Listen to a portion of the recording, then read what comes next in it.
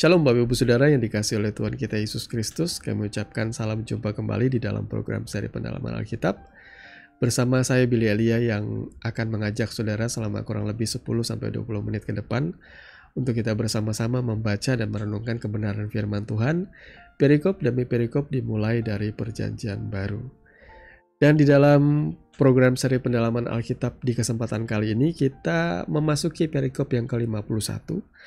Yang kali ini terambil dari Injil Matius pasalnya yang ke-12 ayat 22 sampai dengan ayatnya yang ke-37 ya. Nah, nas firman Tuhan ini lumayan panjang dan saya yakin ini bisa menjadi bahan khotbah yang banyak sekali ya. Tetapi kita berusaha untuk sesederhana mungkin, secepat mungkin untuk memahami apa yang bisa kita tangkap untuk kali ini. Nanti kalau Bapak Ibu Saudara pengen mendapatkan pemahaman yang lebih mendalam lagi, mari Saudara menambahkan ketekunanmu untuk membaca dan merenungkan kebenaran firman Tuhan. Saya mau mengajak Saudara yang sudah mempersiapkan ayat firman atau Alkitabnya masing-masing, langsung saja membuka di dalam Matius 12 ayat 22 sampai dengan ayat yang ke-37 dengan judul Yesus dan Beelzebul. Kemudian dibawalah kepada Yesus seorang yang kerasukan setan. Orang itu buta dan bisu. Lalu Yesus menyembuhkannya. Sehingga si bisu itu berkata-kata dan melihat. Maka takjublah sekalian orang banyak itu, katanya, ia ini agaknya anak Daud. Tetapi ketika orang Farisi mendengarnya, mereka berkata, dengan Beelzebul, penghulu setan, ia mengusir setan. Tetapi Yesus mengetahui pikiran mereka lalu berkata kepada mereka, setiap kerajaan yang terpecah-pecah pasti binasa. Dan setiap kota atau rumah tangga yang terpecah-pecah tidak dapat bertahan. Demikianlah juga kalau iblis mengusir iblis, ia pun terbagi-bagi dan melawan dirinya sendiri. Bagaimanakah kerajaannya dapat bertahan? Jadi jika aku mengusir setan dengan kuasa Beelzebul, dengan kuasa siapakah pengikut-pengikutmu mengusirnya? Sebab itu merekalah yang akan menjadi hakimmu. Tetapi jika aku mengusir setan dengan kuasa Roh Allah, maka sesungguhnya kerajaan Allah sudah datang kepadamu. Atau bagaimanakah orang dapat memasuki rumah seorang yang kuat dan merampas harta bendanya, apabila tidak diikatnya dahulu orang kuat itu? Sesudah diikatnya barulah dapat ia merampok rumah itu. Siapa tidak bersama aku, ia melawan aku, dan siapa tidak mengumpulkan bersama aku, ia mencerai-beraikan. Sebab itu aku berkata kepadamu, segala dosa dan hujat manusia akan diampuni, tetapi hujat terhadap Roh Kudus tidak akan diampuni. Apabila seorang mengucapkan sesuatu menentang anak manusia, ia akan diampuni. Tetapi jika ia menentang Roh Kudus, ia tidak akan diampuni. Di dunia ini tidak, dan di dunia yang akan datang pun tidak. Jikalau suatu pohon kamu katakan baik, maka baik pula buahnya. Jikalau suatu pohon kamu katakan tidak baik, maka tidak baik pula buahnya. Sebab dari buahnya pohon itu dikenal. Hai kamu keturunan ular beludak, bagaimanakah kamu dapat mengucapkan hal-hal yang baik sedangkan kamu sendiri jahat? Karena yang diucapkan mulut meluap dari hati. Orang yang baik mengeluarkan hal-hal yang baik dari perbendaharaannya yang baik, dan orang yang jahat mengeluarkan hal-hal yang jahat dari perbendaharaannya yang jahat. Tetapi aku berkata kepadamu, setiap kata sia-sia yang diucapkan orang harus dipertanggungjawabkannya pada hari penghakiman. Karena menurut ucapanmu engkau akan dibenarkan, dan menurut ucapanmu pula engkau akan dihukum. Amin untuk kebenaran firman Tuhan. Bapak Ibu Saudara yang dikasihi oleh Tuhan kita Yesus Kristus ya. Dari nas pembacaan firman Tuhan kali ini apa yang saudara dapatkan ya. Kalau saya pribadi membaca ya, nas firman Tuhan ini ayat demi ayat ya, tidak semua hal yang saya mendapatkan rema atau pemahamannya. Tetapi kalau kita kulik lebih mendalam, tentu waktunya tidak akan cukup, saudara ya. Dan kalau saudara melihat di sini, poin yang paling utama yang saya tangkap di sini ialah orang-orang Farisi itu lagi-lagi mereka membenci Yesus. Dan mereka mencari segala daya upaya untuk menjatuhkan Yesus di depan umum. Mereka mencari-cari kesalahan dari Yesus. Bahkan dengan cara-cara yang sebenarnya patut dipertanyakan. Golongan imam, rohaniwan, bahkan bisa dibilang mereka tentunya adalah orang yang bersertifikasi rabi atau pengajar-pengajar Alkitab, guru-guru agama Yahudi ya, yang sangat fasih sekali pemahamannya akan kebenaran firman Tuhan di dalam Tanakh atau Perjanjian Lama ya. Tetapi Yesus tidak lantas bilang bahwa semuanya itu membuat mereka tuh luar biasa. Pemahaman saudara yang sedahsyat apapun tidak membuat saudara luar biasa dalam pandangan mata Tuhan. Karena sekali lagi Yesus di sini menuliskan, mengajarkan kepada kita, dari buahnya pohon itu dikenal. Mereka orang-orang Farisi adalah orang-orang cerdik pandai, cendekiawan rohani. Pemahaman mereka sudah tidak diragukan lagi. Tetapi perbuatan-perbuatan mereka, segala sesuatu yang mereka lakukan itu semata jahat. Mereka bahkan menuduh Yesus melakukan suatu praktek yang bisa dibilang bersekutu dengan setan. Dengan mengatakan bahwa Yesus mengusir setan dengan kuasa Beelzebul. Nah, di situ Yesus marah, saudaraku di sini. Beelzebul itu kalau diartikan secara harafiah itu artinya rajanya lalat ya. Itu adalah sebutan atau nama kepada setan ya, nama kepada iblis ya. Julukan kepada iblis ya. Rajanya lalat. Karena lalat itu di mana ada kekotoran, di sana ada. Sekali lagi, di mana ada kotoran, di mana ada, maaf kata ya, tai, seperti itu, bangkai busuk, biasanya lalat ada di situ. Makanya di mana ada dosa dan kelemahan manusia, di situ ada Beelzebul. Tapi kita nggak usah mengartikan Beelzebul itu kayak di film-film horor ya. Setiap kali mau pengusiran setan ya, seorang pendeta atau pastor atau siapapun itu mesti wajib tahu nama dari iblisnya. Tapi sebenarnya nggak gitu ya. Kita nggak usah perlu tahu nama dari iblisnya. Kita tinggal mengusir saja setannya di dalam nama Yesus, maka dia akan pergi. Seperti itu. Dan saya garis bawahi di sini ialah mereka menuduh Yesus mengusir setan dengan kuasa Beelzebul, artinya raja dari para, bisa dibilang nih penghulunya iblis, ya, penghulu setan ya. Beelzebul itu kayak pemimpinnya setan ya, pemimpin iblis seperti itu. Jadi Yesus dituduh berafiliasi dengan iblis untuk mengusir setan. Tetapi Yesus memberikan jawaban yang luar biasa di sini. Kalau ia mengusir setan dengan kuasa Beelzebul, bukannya akhirnya kerajaannya terpecah-pecah? Itu memang masuk akal. Penjelasan Yesus di sini masuk akal sekali, saudara ya. Kalau saya mengusir setan dengan kuasa Beelzebul, dengan kuasa siapa murid-murid mengusir setan?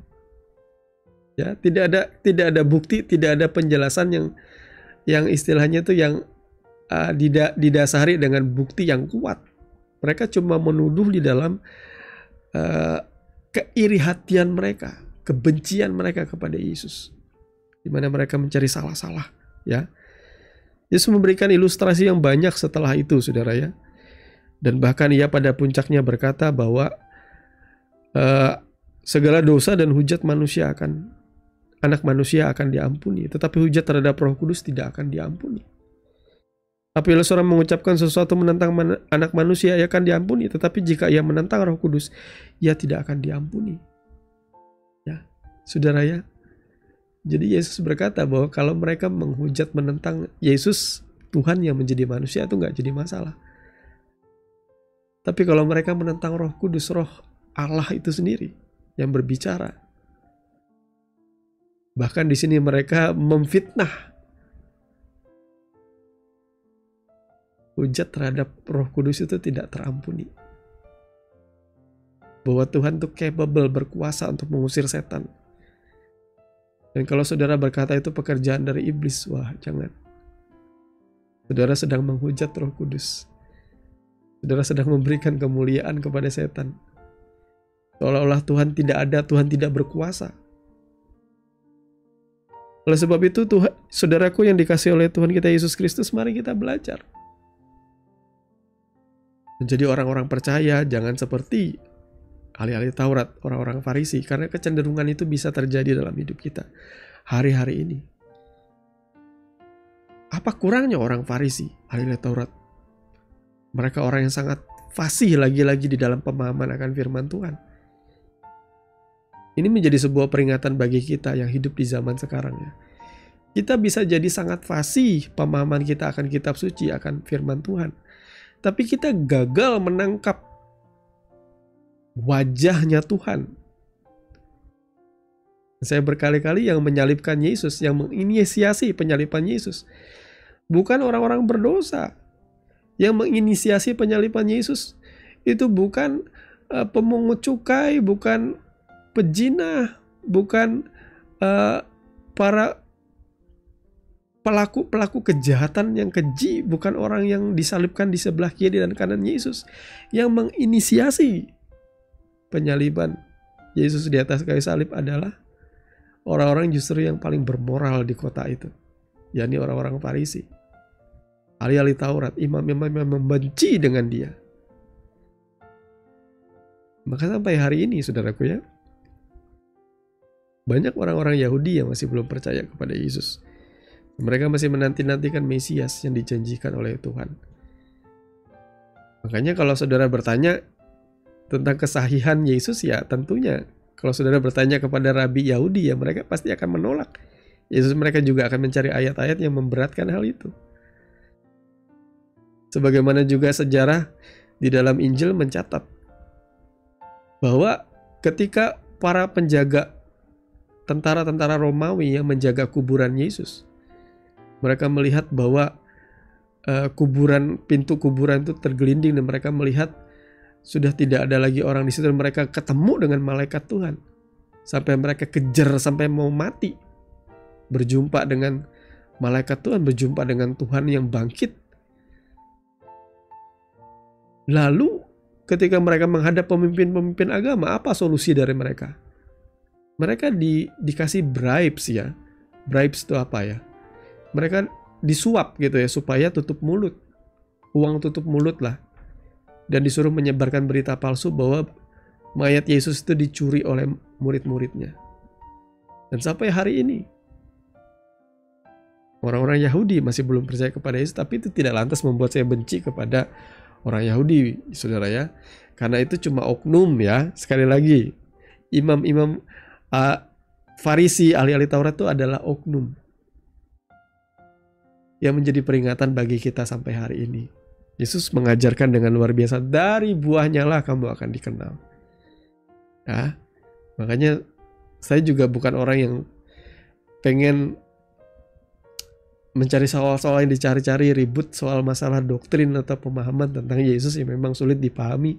Sudahlah, saudara belum mencapai titik tertinggi hanya karena saudara punya pemahaman yang luar biasa sekalipun, atau pengen diakui sebagai seorang teolog yang punya pemahaman yang baru. Sudahlah, bukan itu yang Tuhan cari. Dari buahnya lah kamu akan dikenal.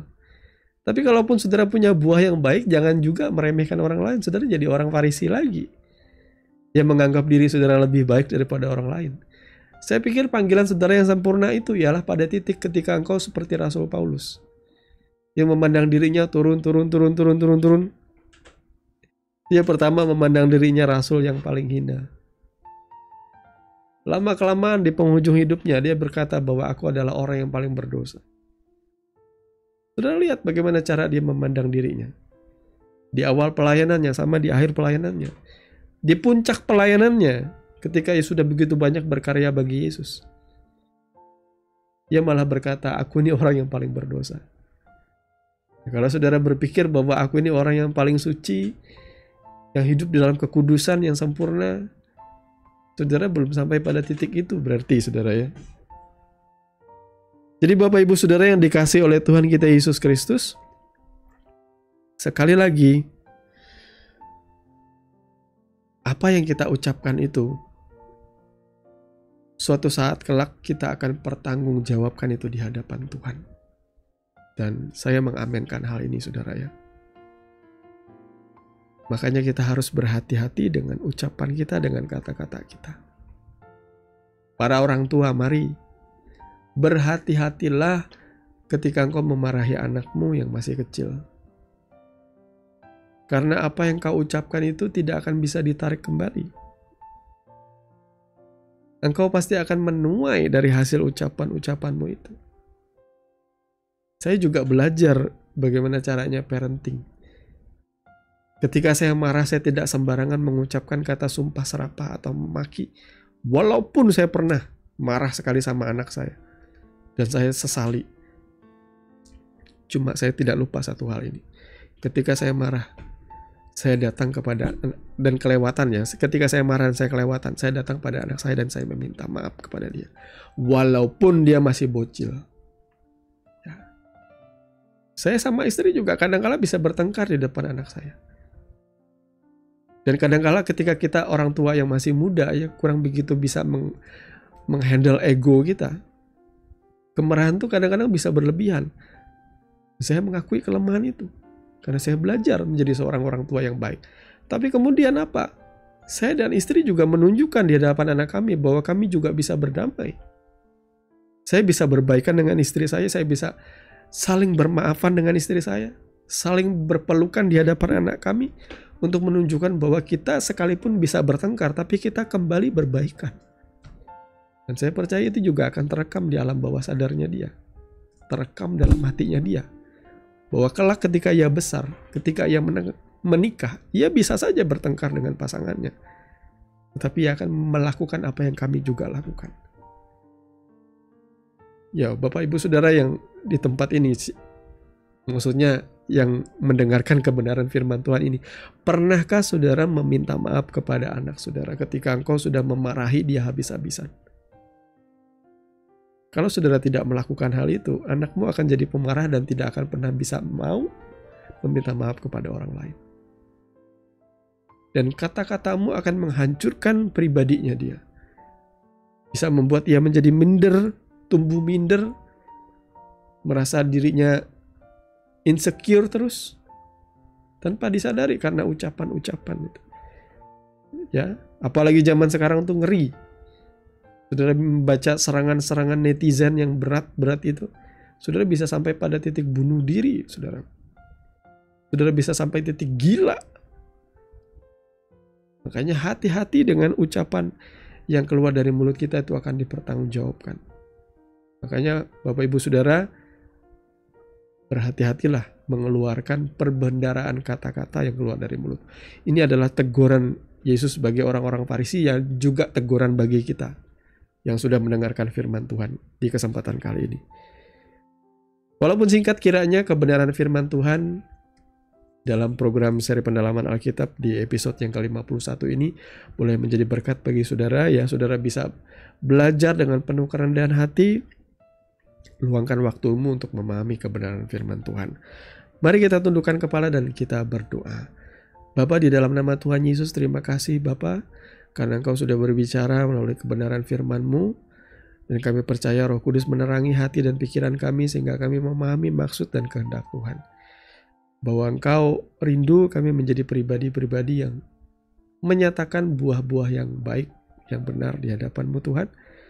Dan kami juga belajar untuk mempertanggungjawabkan segala macam hal yang keluar dari mulut kami, yang bersumber dari hati kami. Biarlah kami menyadari segala kesalahan kami dan kami tidak sungkan dan malu untuk meminta ampun, meminta maaf, untuk berdamai Tuhan. Terima kasih Bapa, kami mengucap syukur kepadamu. Di dalam dan demi nama Tuhan Yesus kami berdoa. Haleluya. Amin. Bapak Ibu Saudara yang dikasih oleh Tuhan kita Yesus Kristus, kita sudah sampai di penghujung program seri pendalaman Alkitab. Terima kasih sekali lagi kami ucapkan bagi Bapak Ibu Saudara yang sudah tetap setia mengikuti channel ini dan mendukung kita di dalam doa, supaya kita boleh terus menjadi berkat bagi banyak orang. Sampai bertemu lagi di seri pendalaman Alkitab yang berikutnya. Saya Billy Elia pamit, dan biarlah kasih karunia di dalam Tuhan kita Yesus Kristus senantiasa melimpah di dalam kehidupan saudara sekalian. Shalom.